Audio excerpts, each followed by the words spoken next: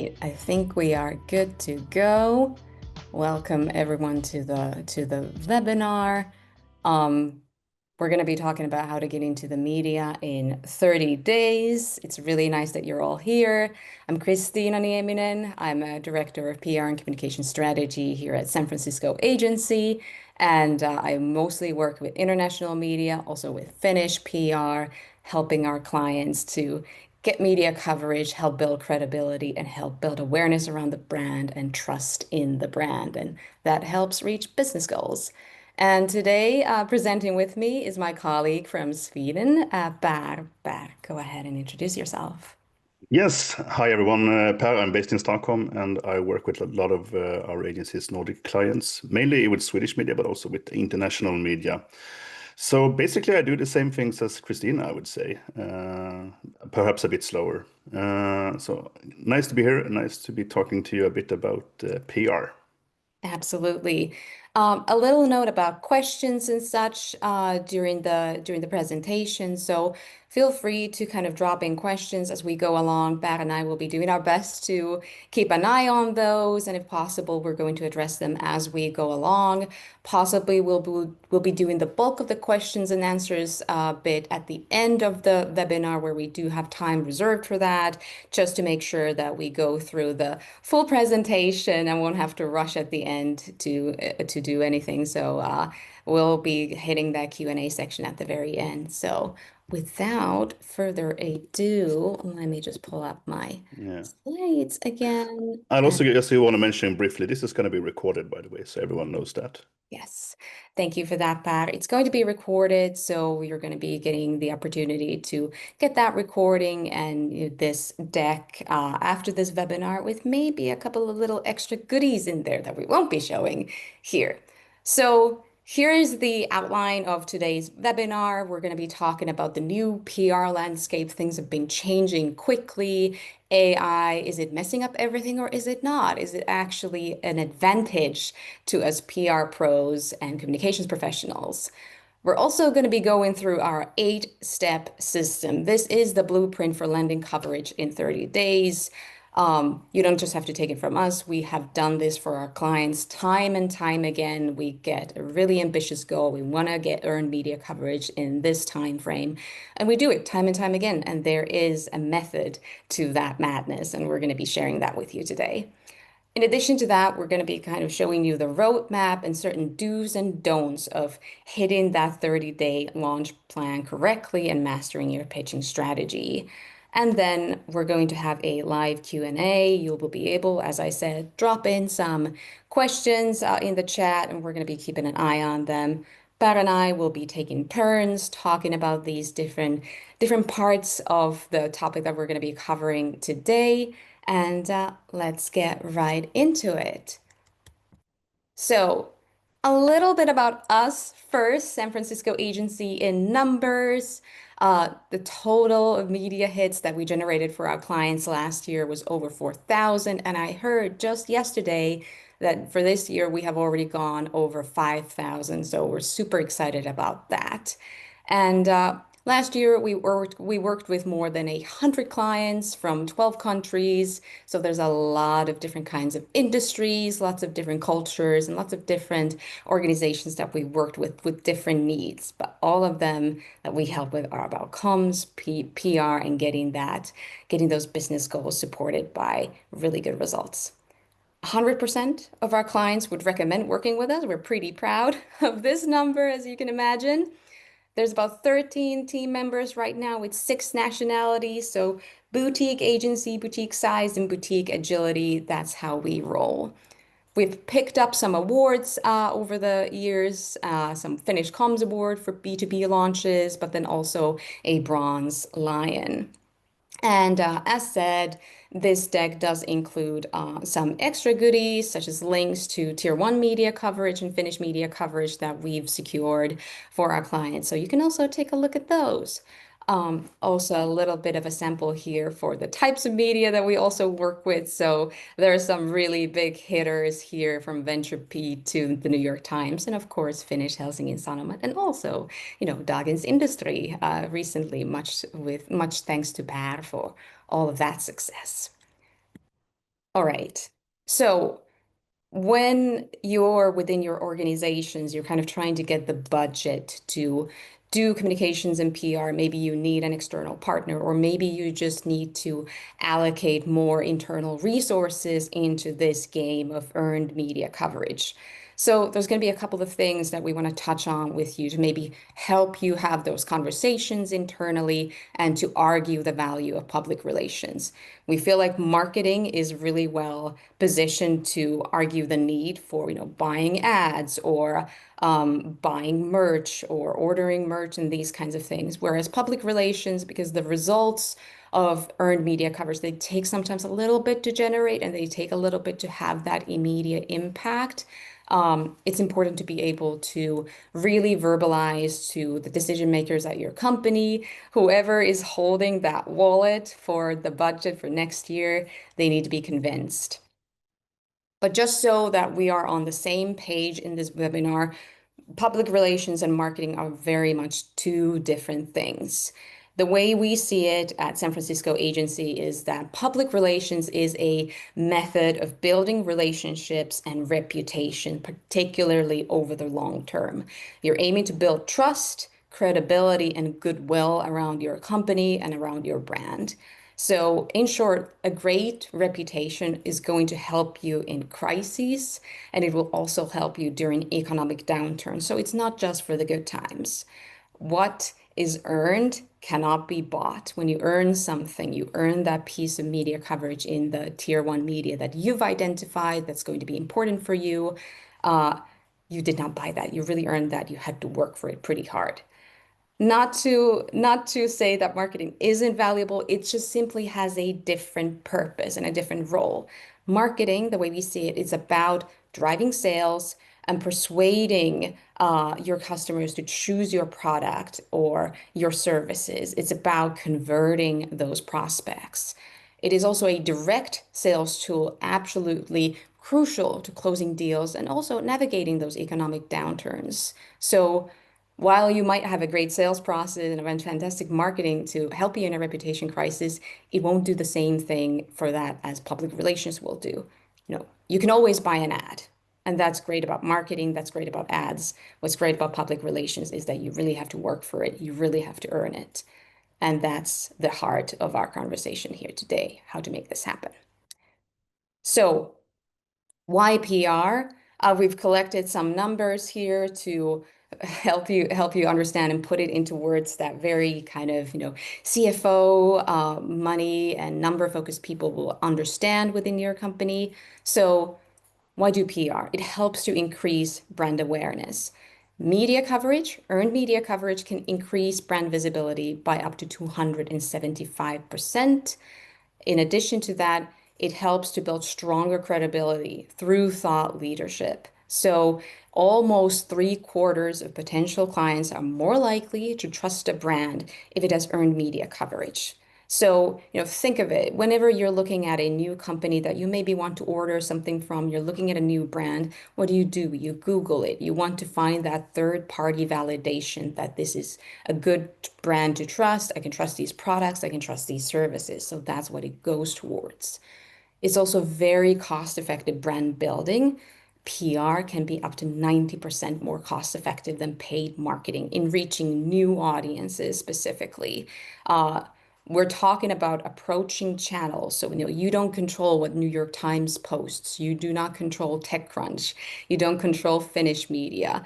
You can buy ads, but if you want that earned media coverage, you're able to reach new audiences in new ways and help build your reputation through that.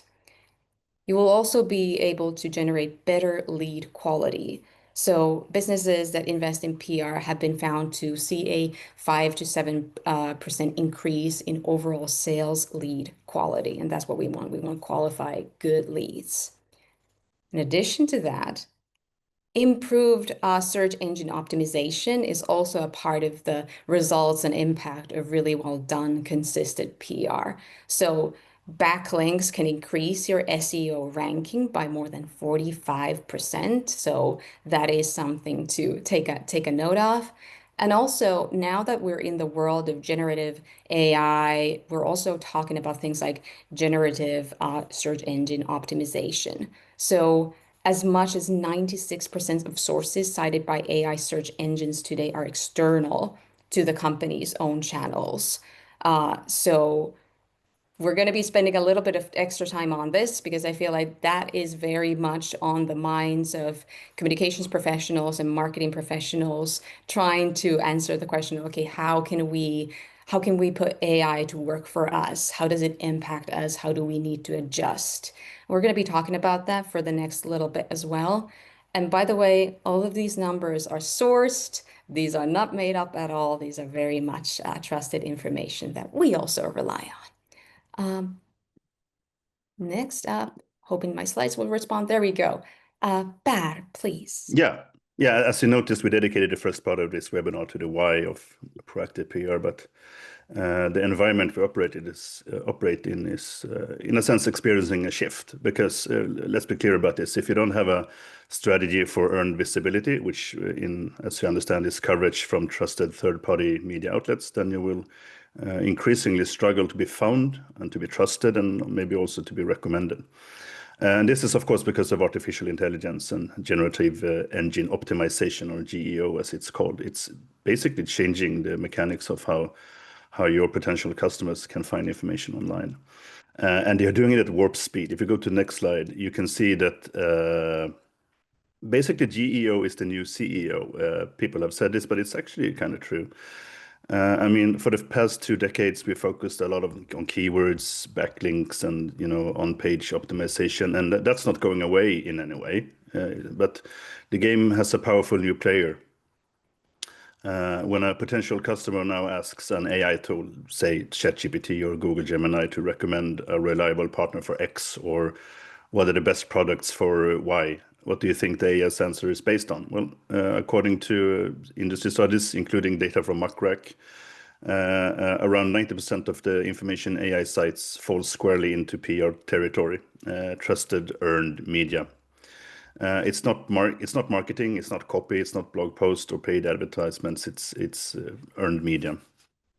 And AI, in a sense, is a trust engine, and it feeds on third-party validation. So it analyzes recent credible media hits to determine your current relevance and authority. Think of it. You can think of it in this way: every time you stop doing proactive PR work, your relevancy in these LLM searches is dropping by the day, in a sense. The fantastic news is, of course, there's both tier one media articles and smaller, highly respected industry-specific media hits that are valuable in the eyes of GEO. And if you go to the next slide, well, the shift from classic Google search to LLM-driven search is driven by user preference. People prefer the conversational nature of the search and the more informative, I call it synthesized answers they get, rather than having to sift through a list of 10 links.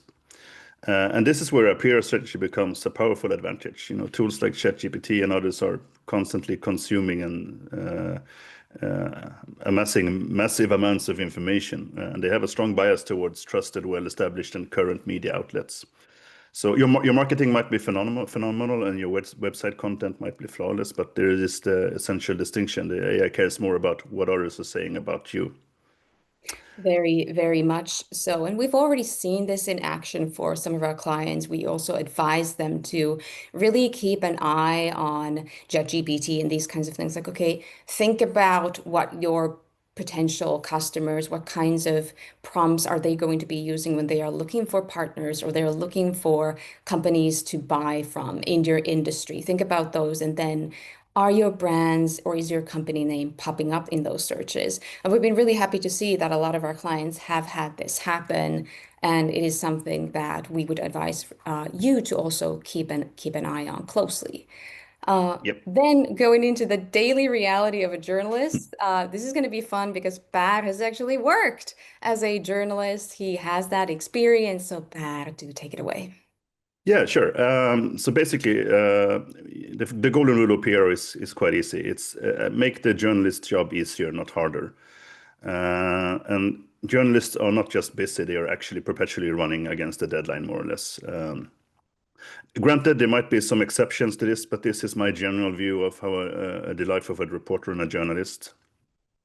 They are receiving hundreds of press releases every week, pitches and unsolicited emails, a volume that has only accelerated because of the recent flood of AI-generated content. Many journalists, particularly at major publications, they have strict quotas. They are required to publish a certain number of articles, sometimes even multiple articles a day. I just talked a couple of days ago about to a friend of mine who works for Dagens Industri in Sweden, and he does a newsletter, and he has to produce 4 or 5 articles every day. That's his quota. An unfortunate but crucial truth, a journalist might genuinely love your story and your idea, but if it doesn't align with their editor's current calendar, or if a breaking news event suddenly demands their attention, this pitch will be shelved. It's also good to know that the work process for a journalist is guided by really strong journalistic ethics and values. So credibility always comes first for them. It's a relationship of trust. I also want to highlight, lastly, that every journalist and media outlet works differently. Timing, tone, and preferred format, they can vary. And I can sneakily mention that if you want to dive deeper into the nuances of media relations, we have a podcast where we actually interview reporters and editors at magazines and newspapers and ask them these kind of questions. So what kind of pitches do you like, and how should we approach you, and how should we not approach you? Yeah. If you go to the next slide, sorry, or do you want to say something? Well, these kinds of things also directly reflect in the process that we have in place and the way San Francisco agency does PR for its clients. And that's going to be the method that we're going to be going through and covering in this webinar. So these are problems, or these are the realities that you'll be dealing with trying to get that earned media coverage. The crucial part is, okay, how do you manage all this? Yeah. I also want to just add something here about pitching and so on. These were a few numbers which popped up on my radar only a few weeks ago, which was interesting. Was from a study by Propel, which is a PR tool, and it shows the pressure cooker environment of a journalist day in a sense. They found that only 3.15% received of the reporters received a response. No, people pitching received a response of any kind. And yes, that includes a simple no thanks. Furthermore, less than half, like around 45% of all those pitches were even opened by the journalist when they were sent. So that is the harsh reality today, that the odds are not in your favor, overwhelmingly so, when you try to get media attention. And that is kind of why you need a strategic, repeatable, systematic approach to PR, which we're going to talk about now. So, Exactly. So often, I've worked with a lot of companies, Finnish ones, international ones, Nordic ones, and through, there's often friction between what a company wants to talk about in the media. There are certain things that the top management exists, what middle management exists, and the pressure is then put on the communications and marketing people to get those messages out there. However, that doesn't always, or it almost, I would say rarely, matches up with what journalists are willing to cover for their audiences. So the concerns here are very different. Companies, of course, focused on their business goals, on their KPIs. Journalists are worried about, okay, how am I going to get attention for this article? How am I going to appease my editor who's been really harsh on me recently? How are we going to ensure that we provide the types of coverage and the types of stories that will keep subscribers coming back, that makes us relevant in a hugely competitive media landscape? So when this gap isn't bridged, it becomes very difficult to get media coverage for your company. It's common, and it's why many companies' newsrooms are absolutely filled with press releases that are very business and company centric, and they do not answer the absolutely crucial question of why should anyone care about this topic right now? So that's where we start to really talk about impact and focusing on impact. The secret sauce of successful business storytelling is impact. It is not about the product. It is not about the service or the technical details or the expertise even that has gone into building something. It is about the impact.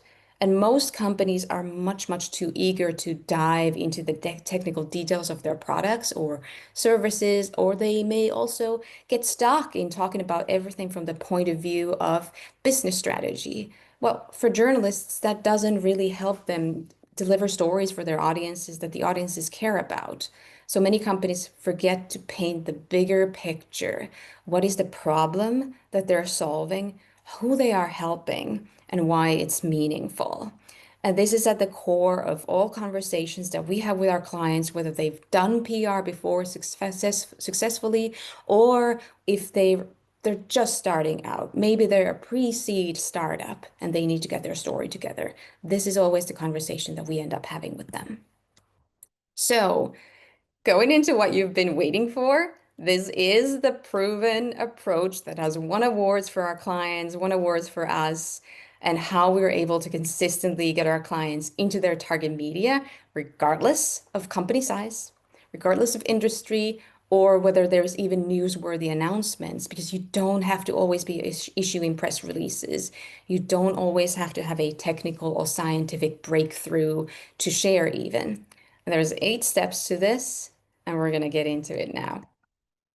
So, obviously, a heavy amount of text on these slides. I apologize for that, but of course, you'll be getting these slides at the after the webinar, and I'm going to be covering the main bits of each slide here. So, step 1, know your target media, know the journalists. So, we've all been through that conversation where somebody in a decision-making role tells you that, well, your target audience should be everyone. Well, it really shouldn't. And especially with media and journalists, your target media should not be any and all media. Not all articles are necessarily ones that actually help get you towards your business goals and help you meet your KPIs. So, to identify your target media for a story, really ask these questions, clarify your goals. What do you want to achieve with this story? What is it? Pinpoint your audience. Who are the specific people you want to reach through earned media? So, of course, we're going to be trying to convince journalists of the value of your story because we have to get through that filter. However, you also need to think about who's going to be reading this. Is it the person that we want to reach? Is it the person who has that decision-making power to, for instance, acquire your B2B services or buy your B2B products? Then it's about finding the right journalists. And I'm specifically talking about the individual journalists who cover similar topics like what you have to offer, or who focus on those kind of story beats that align with your company. So, who is one who would be happy to receive a new perspective and some new insight from your company? So once you've answered these questions, you can start prioritizing the outlets and journalists that matter the most. So instead of trying to approach 100, maybe approach 20, maybe approach 30. Or if you're in a super, super niche industry, maybe you've got just 5. But really have a good think about this. And then focus your efforts on the media that aligns with your goals and audience rather than spreading yourself too thin. There's a little bit of an example here. Let's imagine there is a European company developing sustainable materials and they have ambitions to grow. So taking these things into account, their target media should be something like green tech media, Europe-based startup covering types of outlets, packaging industry, and general packaging media outlets. So much depends on the individual story. If it's not specifically for the packaging industry in that moment, maybe it's for beauty packaging. So really do have a good think about this. Then step 2, you need to craft your story angle. So the angle is something, and the angle that you present is it's going to either make it or break it as far as your results go. So the less news value your topic has, the bigger the role this angle you're going to come up with is going to have. So you think about this angle, these questions that you want to ask internally when you're developing the topic. Why now? What is it about this story that makes it timely or relevant today in the moment? What bigger conversation can you connect to? Then who cares? Which audience will find this story interesting or useful, informative? Who's going to take the time to actually read through it, maybe even share it? What's unique? What sets this story apart from similar news or trends? Per just covered just how full journalists' inboxes are constantly, and now with AI generated pitches and press releases, and well, that number has absolutely gone up. This is what you need to stand out from. So once you're able to nail answers to these questions, it will help you find the story hook that makes journalists not only read your pitch properly, take some time, consider it, and then decide, yes, I want to cover this. Let me pitch it to my editor, who will then decide whether I'm allowed to spend time on this as well.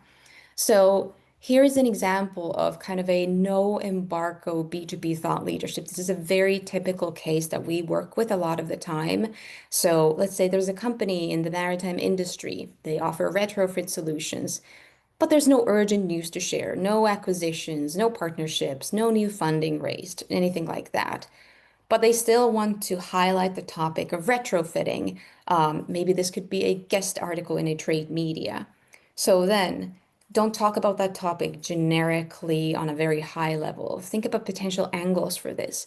What is the impact of retrofitting for customer experience on Caribbean cruise ships, for instance? If that aligns with your business goals, that could be an angle.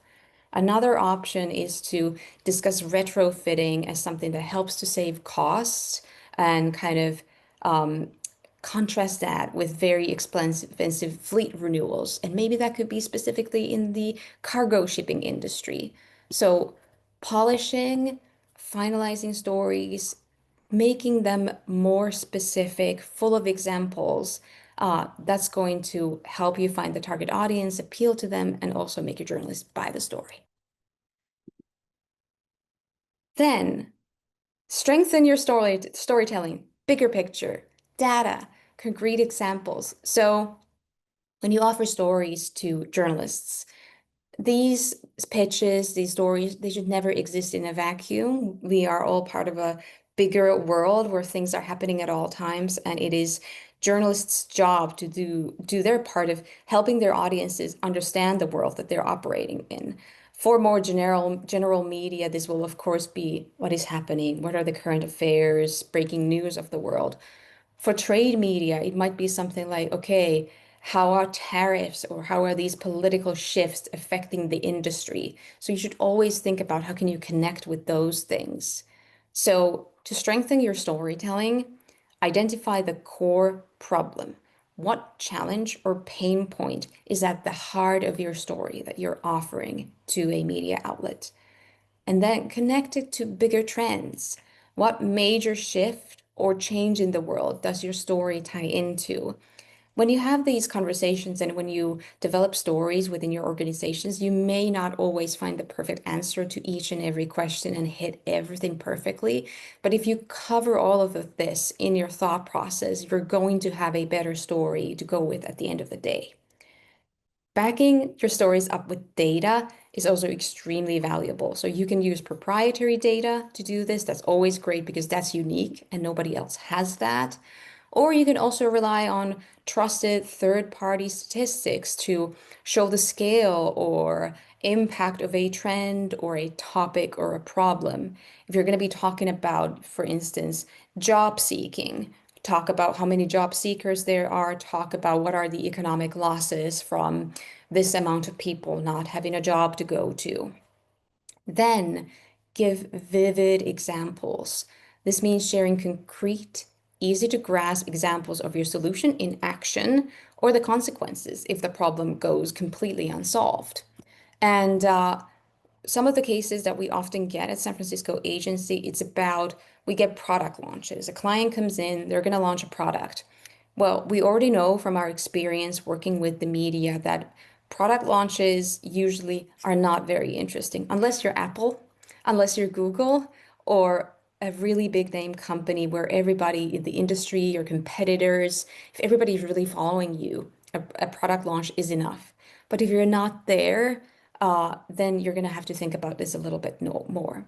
So in this example, we have a defense tech company and they are launching a new military data management platform. Okay, that's pretty straightforward. However, you're going to need to improve the storytelling around that. So think about what problem does this new platform solve in the modern security landscape? What have been the consequences of the problem that hopefully this product is going to solve? Why is there a need to change the approach to data management in defense in the first place? Really explain the problem. And how much faster can the armed forces respond to a threat thanks to this novel solution? So these already are questions that will help build a stronger story that goes beyond features, beyond a product name, or beyond basically company strategy and company business in terms of the launch. Per, I'll That's my hand it cue. over to you. Yeah, that's my cue. So step four is all about preparation, basically. And as I mentioned before, um, your job is to make the journalist's job as easy as possible. You need to remember also that a great story deserves and increasingly requires great visuals and assets to stand out and appeal to busy journalists. So if a reporter has to chase you for a high resolution logo or a clean headshot or a single missing data point, your story actually risks being dropped, and then a competitor will swoop it up. So you kind of need to be a bit proactive here and giving them a complete self-contained package of materials. So what you need is high quality visuals, of course. That's product images, headshots of your spokespersons, mock-ups, or event photos. And they should all be high resolution and clearly named as well, of course. You can always have some spokesperson bios. They should be short, they should be punchy. They should include relevant titles and a clear statement of their expertise so the reporters know what's going on. It's always nice as well to have some background information, like the essential facts of your company, proprietary data, market research, maybe also some previous coverage links, just to add some credibility and context to what you're doing.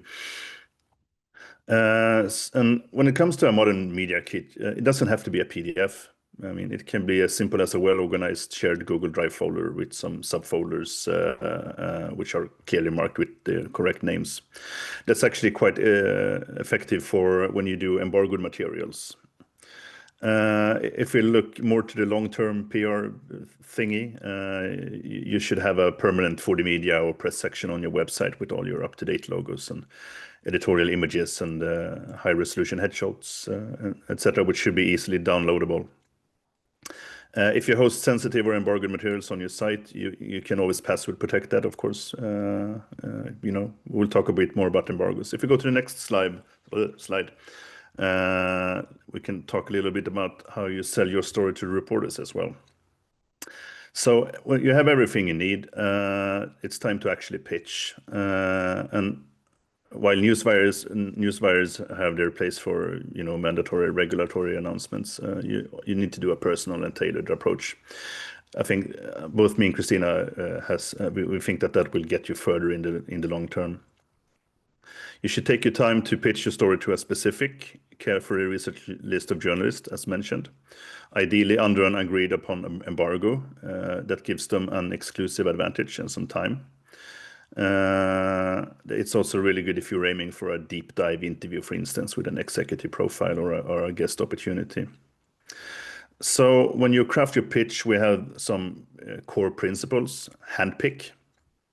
You should select a small targeted list of maybe 20 or 50 reporters, or as Kristiina mentioned earlier, it might be 5 if you're a very niche brand. But you should find those specific reporters whose recent work proves they cover your exact topic. You should always tie it to trends. Don't pitch a standalone product. Instead, connect your news to bigger, more relevant trends. What's happening in the industry? What's happening in the world at large right now?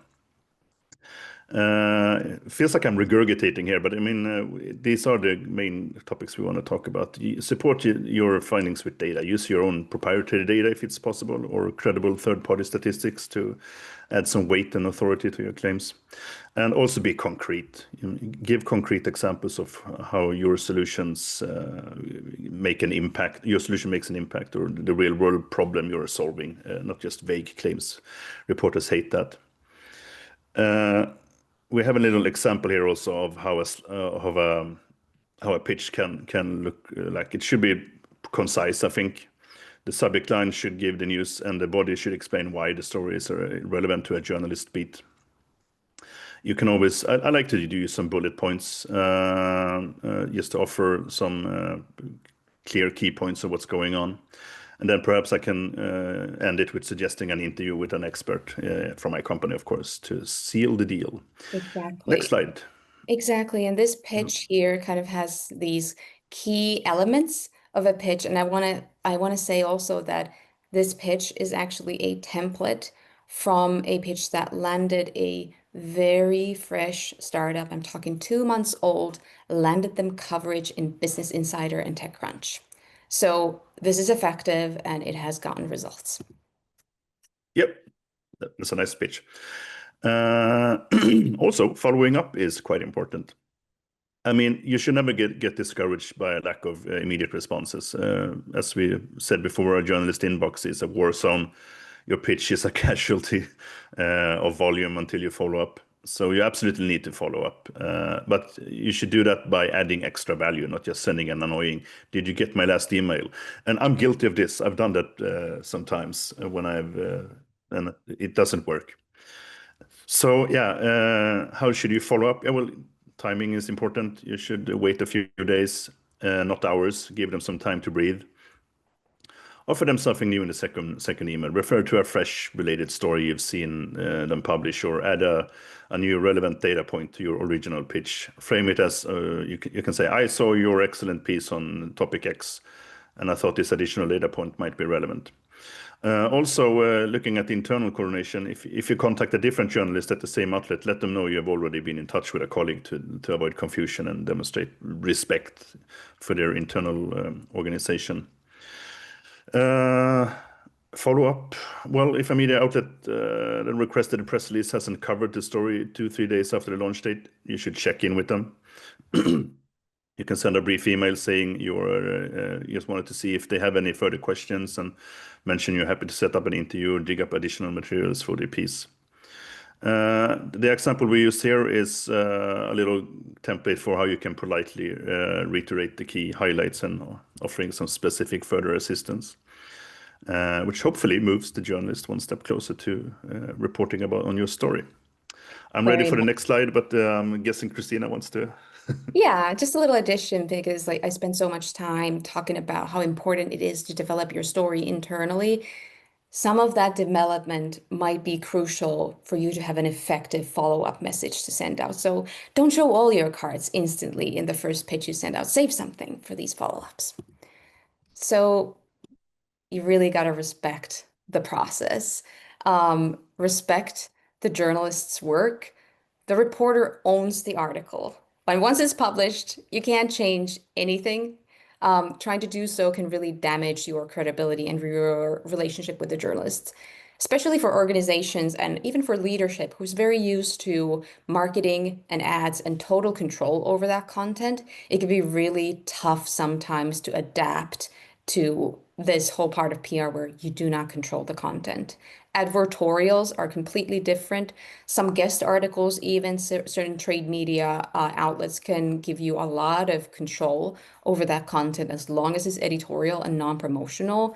But when it comes to really these like news articles and interviews, you don't have the control. So get it right from the start. Make sure your facts, the quotes, and the data that you provide are accurate before you share them. Double check numbers, spell names correctly, proofread again, and ensure that the statements that you make are truly fully supported. Get buy-in from your key spokespersons on time.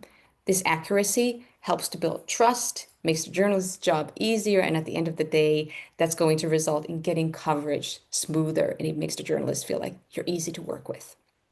Stay calm under pressure. So let's say if an internal stakeholder just doesn't like the headline that a journalist has chosen or any part of the article, I know that there is this urge to kind of try and appease and solve the situation, but you have to resist it. Do not push a journalist to make changes ever. If there are not actual factual mistakes in the article, you should not try and change it. Headlines are often written specifically for the audience to gather attention in this very congested time of content being pushed to people left and right in their fields. So undue interference can really backfire. Be easy to work with. Be responsive, be clear and cooperative. These are things that really do go a long way. Journalists, they remember sources who are helpful and professional, and over time that builds stronger long-term relationships. Let's say there's a journalist who covers climate technology and needs statistics for that. Even if you don't have a story to offer them, but they remember like, oh, they offered me some really great data from their sensors. I'm just going to reach out to them again and see if they could help me get some numbers to support my story. And you know what? They're going to credit that data to your company. So you get a brand mention there. So, quick things to remember: accuracy first, hands off, and just be pleasant and good to work with. Yeah, once an article is published, the reporter owns it basically. So calling them up and trying to change a quote you don't like or a detail that was slightly off can actually damage your long-term credibility and relationship with the reporter and the entire news outlet, actually. So keep that in Yeah. mind. Yeah, and journalists like they move around, they change jobs, they go to other outlets. So you have a bad situation happen with TechCrunch, and that journalist moves on to another media outlet, let's say Business Insider, Sifted, something like that. You might have a harder time with that media outlet. So these things do have consequences. Mm. Um, and to whatever the result has been, if it's been a smashing success, if you've had really a lot of trouble, something not so great happened, or it's somewhere in the middle, you should always debrief internally after a PR activity concludes. So it's about learning and feedback. It's your opportunity to highlight what went well and also bring up any challenges that you had along the way, how they were tackled, and how these will inform future activities. Obviously, within your organizations, you need to be diplomatic, you need to be flexible, but at the same time, do try and be honest and open. And do also do that, tender love and care. Take the temperature of your internal stakeholders. At the end of the day, whether it's a CEO or a head of a department or a senior expert, a super experienced scientist, they're a human being at the end of the day. They do feel the pressure of being in the limelight and going into interviews and trying to represent the company and do it well. Check on them. How are they feeling? How can you help them in the future to gain further PR successes overall? Do you feel like you might need more training? Media training is always encouraged, even for people who are really, really good at it. So identify those further media training needs. Um, Sometimes even I've heard this story so many times where a pretty experienced spokesperson is caught off guard a little bit by questions or by the strict principles of journalists. So refreshing every now and then is really valuable.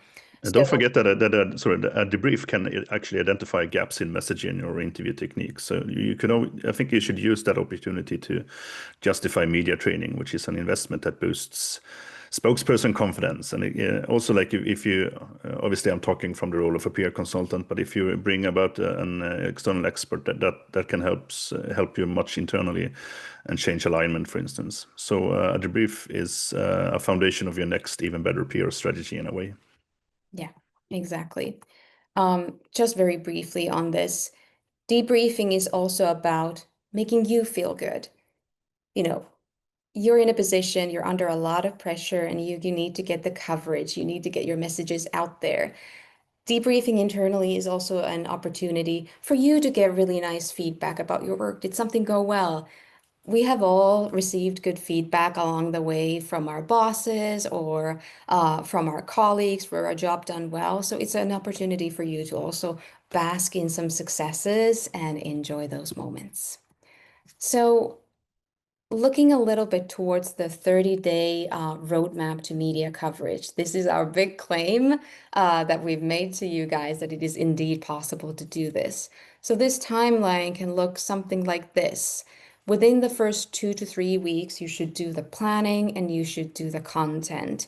And you need to break these phases, you need to break up these phases into different sections. So in the planning phase, develop the topic, set your goals, collect the quotes, especially if you're doing something with an external partner, an investor, something like that.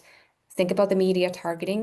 Think about scheduling. If you have a specific publication date, schedule that in Barco. Also, plan content for other important channels if necessary. Are you utilizing socials? Do you perhaps have a landing page? Have a think about those things. Then we move on to content. Do you have your credibility points? So I'm talking data, I'm talking concrete examples, I'm talking, for instance, customer cases that you can present. Draft that content, finalize it, and also make sure that you've got that media kit. You have those headshots and everything in place. Then we move on to the 1 to 2 week phase of pitching, launching, and the post-launch care is the week after that. So typically at San Francisco agency, our approach is to take a minimum of 2 weeks pitching time. The reason we do this is because that ensures that there is enough time to follow up. And, if a journalist is out of office, there are all these little things that can happen, or they're so busy that they don't have time to respond. So it gives you time to follow up. So create that, make sure that you have that VIP list, you have distribution lists, and you have a really great pitch email draft with pitching points. Also remember that follow-up message, add something new to it, pitch under embargo, and then coordinate interviews. This can take way more time that you're initially prepared to put time into. Calendar juggling is a real big task sometimes. Then there's the launch moment. Embargo is lifted. So you do a mass send out to journalists and then take care to share those media hits on social media, tag the media outlet, add any visual assets that you've created on social media. Also tag the journalists. They do appreciate that and they see that. Also encourage the spokespersons to share the stories on their personal accounts. We can all see that company LinkedIns don't get nearly as much attention as people's personal LinkedIn posts do get. Then there's the post-launch phase. So this is where you follow up. If a journalist that asked for a press release did not publish the story, that means it's time to follow up and just check on them with a polite question like, hey, do you need more information? Then you got to monitor and report the coverage, summarize insights for your experts, and share those internally. Do that debrief and plan for the next steps. This should take about 1 week in total.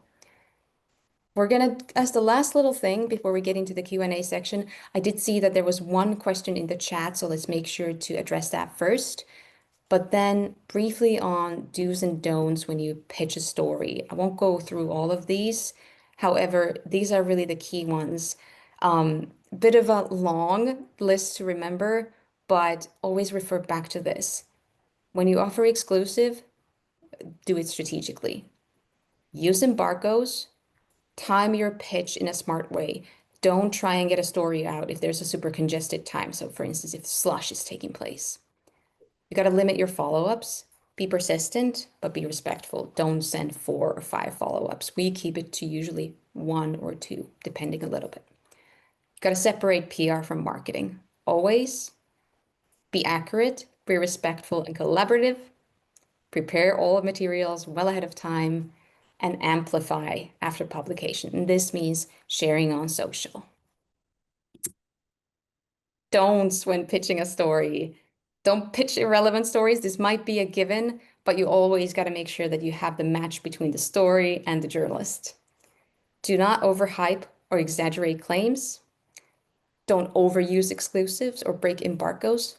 Timing and trust. Those are things that are very difficult to get back. Don't mix marketing hype with PR. Don't send long, complicated emails or overloaded press releases. You got to pick and choose. You can't say it all in one story. Do not try to rewrite published articles. If it's out, it is out. Don't skimp on media training. It is important. And do not make unprovable claims. So avoid statements like that. Market leader, if you cannot prove it. You got to be able to prove it.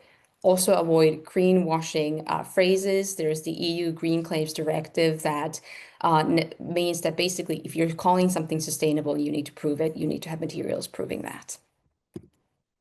Q&A section. Per, I'll let you take it away for this a little bit because I can feel my voice protesting a little bit.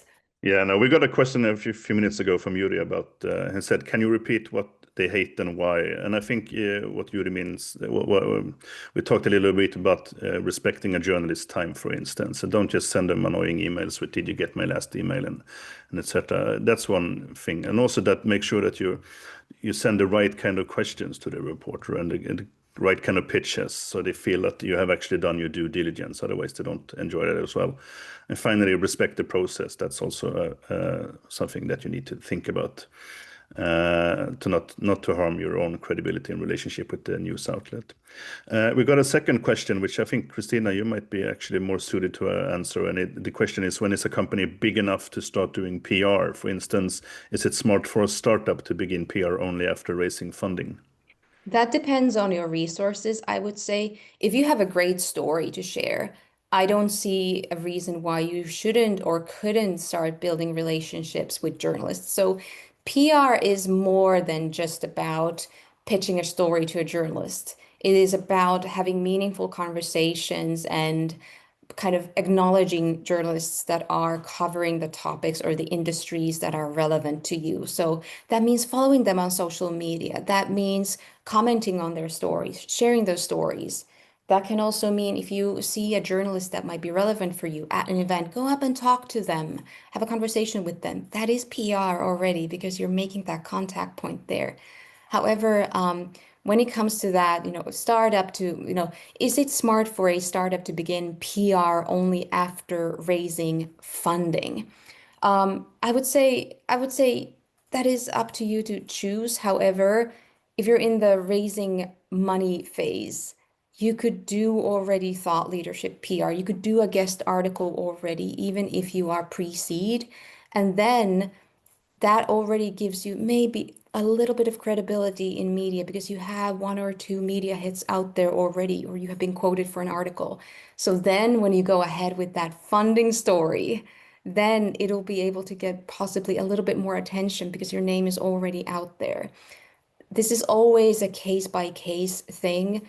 Um, Alexi, I'm more than happy to have a conversation with you after this webinar. You're going to get a link to my calendar to book a 30-minute call with me if you want to share more about your situation.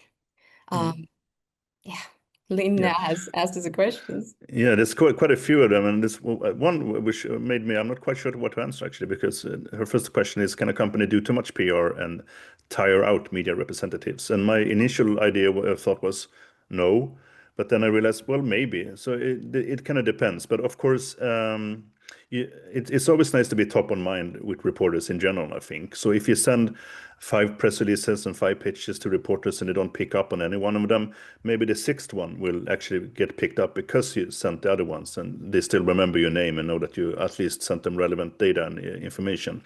So in general, I think you can't do too much PR and you cannot tire out media representatives. What do you think, Kristiina? I would say it depends on the type of PR you're doing. If you're just sending out feature update press releases 5 or 6 times a month, that'll tire journalists out real fast. However, if you're sending a few pitches a month to the same journalists, but they all offer new insight and new information that they find valuable, I don't see how that is too much. We've been in situations with our clients where it's taken 6 to 7 months to get a response from that dream journalist. We've approached them that many times, and then finally they say, hey, I would like to have a call with the CEO. So again, do not flood journalists with irrelevant stuff. Really think about what is the value to the journalist. Then, Lina, you have a question of how can you leverage your earned media content afterwards in your marketing? It's a really good question. Um, Share on social media, share those media hits. Also, if you've got newsletters, share those as well. In addition to that, you can have that media section on your website. You can utilize logos to put on there who has covered you. And there's no reason for you to not be able to add links to stories as seen in TechCrunch, as seen in TechEU. So different ways to do that. How much does it cost to do PR properly? I'm not gonna lie, PR is expensive. And the reason why it is expensive, it is because it is so difficult to do well. So if you're prepared to do kind of retainer-based monthly PR, I'd set aside 3,000 a month, preferably more than that. If you only do PR a couple of times a year, I'd maybe set out, depending on your needs, I'm going to say 7 to 15,000 for that per year. We Next. also got a we also Yeah, got go a for it, Brad. question. Oh, sorry. We also got a question from Sakti. How can I convince people to pay for good PR? People expect it to be done for free, and that's a good question. But I think during this webinar we actually highlighted a little bit of the impact PR can make, and also that it is actually cost effective in a sense. Don't you think so, Christina? It is very cost effective. So, think about how much it would cost to buy an ad in TechCrunch. Really, really expensive. You're looking at tens of thousands of euros basically. However, placing an earned media story in TechCrunch is much more cost effective. I'll say flat out here, our what we charge for a one-off PR campaign is 4,000 basically. That's our starting price for it. For that, you can land a story in TechCrunch, but again, so much depends on the story. The difficult part about PR is that you can never promise results. This is a long-term thing. We are able to get coverage in 30 days for our clients, but it is also a long game that builds and shows impact over the long term. So, if you want to convince somebody, I would show them examples of these numbers that we've shared here today in the webinar. What is the relationship of PR to this age of AI and generative search? And then also talk about third-party validation of the company. You can talk about your company and your services days on end in your own channels that you have total control over. The value of a trusted media covering your story kind of goes beyond that. It is about convincing audiences that have not seen your owned channels yet, but they can lead them to those own channels. And you're not selling an activity in a sense, writing a press release. You're also, I'd say you're actually selling an outcome. It can be credibility growth and risk mitigation or whatever, but you're selling an outcome, and that can only be done by a skilled, experienced professional like yourself. Exactly. I'm keeping an eye on the time. We've still got a couple of minutes left, so there is still time for maybe one or two questions. Speak now or forever hold your, what do you say? Yeah, hold your peace, I guess.